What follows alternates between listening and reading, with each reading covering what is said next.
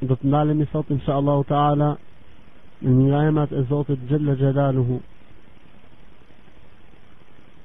E përpara se të ndalemi nga këto emra të Zotit Xhella Xhelaluhu, desha të kujtoj veten time së pari dhe pastaj të gjithë vëllezërit që po na ndjekin dhe motrat, se mësimi i emrave të Zotit Xhella Xhelaluhu konsiderohet baza dhe themeli të gjitha dijeve në Islam, sepse nëpërmjet mësimit të emrave të Zotit dhe cilësive të Tij ne mësojmë se me kë Zot kemi të bëjmë, kush është Zoti që ne adhurojmë. Kështu që Zoti Xhella Xhelaluhu në besimin Islam nuk është abstrakt, nuk është diçka që besohet vetëm mendje, jo, përkundrazi, ai ka emra dhe cilësi, ka virtyte dhe atribute, subhanahu wa taala. Kjo bën ose kjo arrin kjo bën që të besimtari, të muslimani përforcohen dy gjëra. E para, frika ndaj Zotit Xhella Xhelaluhu, sepse besimtari e din se çfarë Zoti ka të bëjë, e din se ai ka emra dhe cilësi, ai është që ekziston. E dyta, të shtohet dashuria për Zotin Xhella Xhelaluhu, se duke e njohur më mirë Zotin shtohet dashuria për të. Prandaj ka qenë ky dallimi i ehli sunetit nga grupet e tjera, se ato e njohin më mirë Zotin, e si pasojë ata e duan më shumë Zotin, e si pasojë ata janë më praktikues të asaj që dëshiron Zoti për të arritur kënaqësinë e Zotit Xhella Xhelaluhu dhe dashurinë e Tij. Kështu që gjen ehli sunnet wal jamaa i gjen që nuk bëjnë dallim ndërmjet urdhave të Zotit Xhella Xhelaluhu, nuk i shohin mëkatet se ky është i madh dhe ky është i vogël, por se mundohen të ruhen për çdo gjë që në të është fshehur i dërimi i Zotit, dhe mundohen të bëjnë çdo gjë që në të është fshehur dashuria e Zotit, dhe nuk i masin me peshore të vogla dhe të mëdha. Ky është dallimi i ehli sunetit, sepse ata e njohin Zotin Xhella Xhelaluhu ashtu siç ata kanë Zotit ta njohin. Nëse Allahu që ne për që po merrem në këta emra të Zotit zbatohet dhe praktikohet mbi ne. Thënia Muhamedi sallallahu alaihi wasallam, Allahu ka 99 emra, pra ndër emrat e Allahut janë 99 emra, kush i mëson dhe kush i jetson dhe i praktikon do të meritoj xhenetin. Nëse Allahun që kemi pra aty që i mësojmë këta emra, dhe ajo që është më e rëndësishme që i jetojmë dhe që i praktikojmë dhe i vënë në jetë. Nëse Allahun që këta emra të Zotit që ne i mësojmë, të reflektojmë në jetën tonë, se wallahi, nëse nuk i reflektojmë në jetën tonë, mësimi dhe dija për këta emra të Zotit do të jetë argument kundra nesh ditën e gjykimit.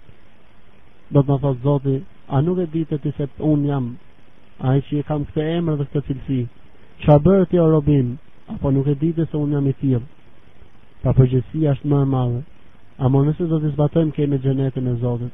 E nësë Allahun që t'jemi për këtine dytve inshallah ta'ala. Një o vlezë inshallah ta'ala, me sa mbaj men unë, mësimi i fundit ka qenë të ke emri i Zotit Xhella Xhelaluhu el Azimu. E sot inshallah ta'ala do tjetë një emër tjetër për emrave të Zotit Xhella Xhelaluhu. Ai është emri i bukur. Në mes emrave të bukur, e të gjithë emrat e Zotit janë bukur, njëri më i bukur se tjetri, e të gjithë emrat e Zotit janë bukur, në po ky emri i Zotit sot është El Jamil, që përkthehet i bukuri. Ky hadith neve na çon shumë larg me një ngjarje që ka ndodhur në kohën e Muhamedit sallallahu alaihi wasallam. Një ditë pejgamberi i Zotit Muhamedi sallallahu alaihi wasallam i drejtohet sahabëve duke thënë: nuk do të futet në xhenet ai njeri që në zemrën e cilit do të ketë qoftë sa një grimt e vogël mendje madhësi.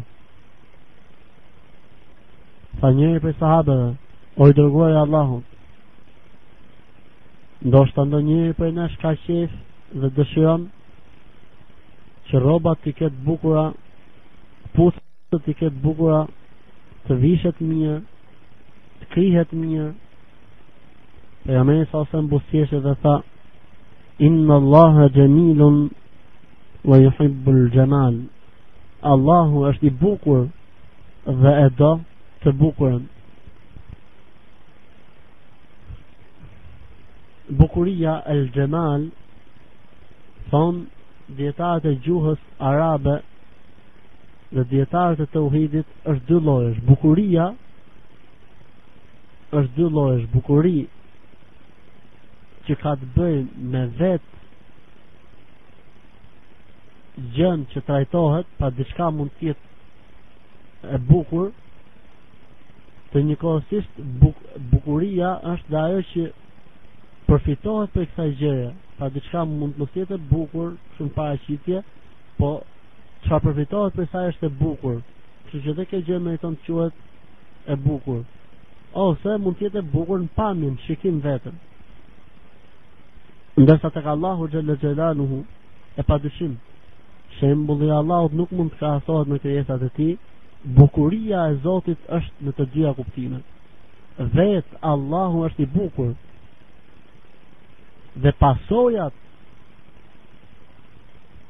dhe çdo gjë që buron prej Zotit, prej Allahut është e bukur. Kështu që ai që e meriton më shumë emrin i bukur është vetëm i bukuri, Allahu xhalla xhelaluhu.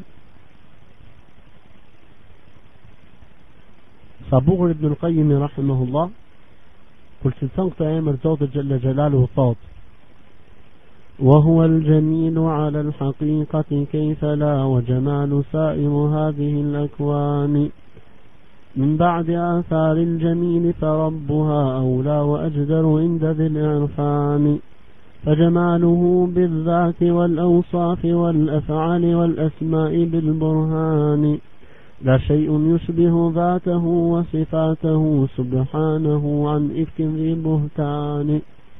Thot Ibn al-Qayyim në librin e tij njohur Nuniyat Ibn al-Qayyim, e Allahu është i bukuri në realitet dhe në të vërtet, si jo, kur bukuria e të gjithë universit nuk është gjë tjetër vetëm se pasojë e të bukurit, e padyshim Zoti i saj është më i bukuri, më i merituari për bukuri. Bukuria e Zotit është në qenjen e tij. Bukuria e Zotit është në cilësitë e tij. Bukuria e Zotit është në veprat e tij. Bukuria e Zotit është në emrat e tij. Padyshim që për gjitha këto ka argument. S'ka gjë që i ngjason qenjes tij, as emrave dhe cilësive të tij. I vlerësuar është Allahu nga çdo emet. I vlerësuar është Allahu nga çdo ofendim. Shumë bukur e ka thënë Ibn al-Qayyim rahimahullah, sepse nuk mund të meritoj këtë emër me një merit absolute as kush tjetër vetëm se Zoti xhalla xhelaluhu.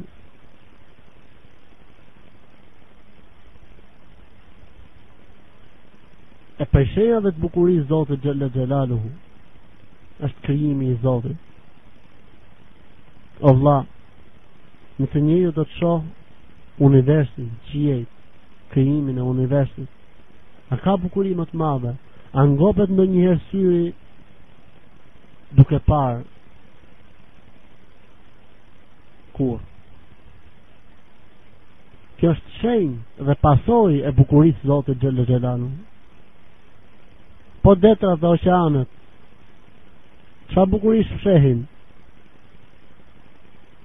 Kjo është pasojë e bukurisë së Allahu xhalla xhelaluhu. Po toka, po malet, po fushet, po pemët, po lulet, po bimët, po kafshët, po njerëzit. Allahu akbar. Kjo nuk janë gjë tjetër vetëm se pasojë e bukurisë së Allahu xhalla xhelaluhu. Allah, në gjithë kemi dëgjuar për xhenetin. E më bukur se ka fol Muhamedi sallallahu alaihi wasallam në hadithin që transmeton nga Zoti, hadithin hyjnor, hadithin kutsi, kur thot: "A'adadtu li ibadi as-salihin ma la 'aynun ra'at wa la udhunun sami'at wa la khatara 'ala qalbi bashar." Kam përgatitur për robët e mi të mirë atë që syt kurse kanë parë, atë që veshët kurse kanë dëgjuar, atë që ndonjëherë mendja e tyre se ka menduar. Pa nuk mund përfituohet dhe para mendohet bukuria e xhenetit. A e di vëllain A nuk